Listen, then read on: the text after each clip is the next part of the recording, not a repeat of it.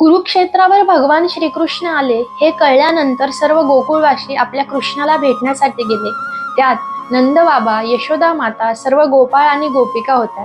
तसेच राधाही होती.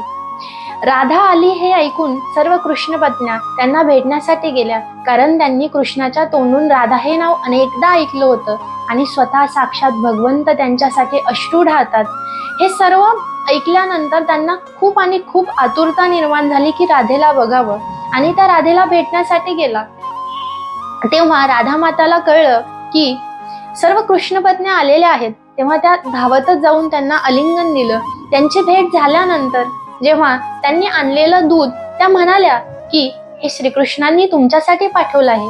हे ऐकताच राधेने ते दूध घेतलं आणि ते दूध पिलं. ते दूध अत्यंत गरम होतं. कृष्ण पत्न्या त्यांना थांबवतात तोपर्यंत ते दूध संपलं होतं. परंतु एवढं गरम दूध पिल्यानंतरही राधेच्या चेहऱ्यावर स्तब्धता आणि शांतता होती.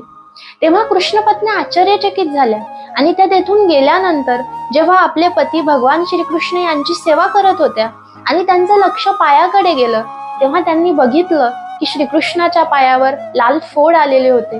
तेव्हा रुक्मिणी मातेने विचारलं, स्वामी हे कसे काय?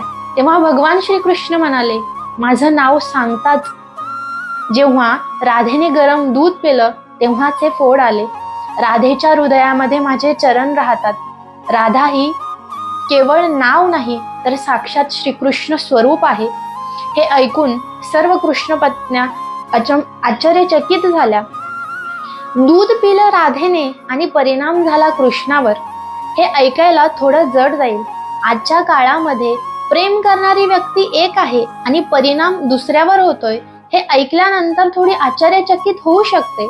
परंतु प्रेम हे असंच असतं. प्रेमामध्ये स्वतःचा विचार नसतो.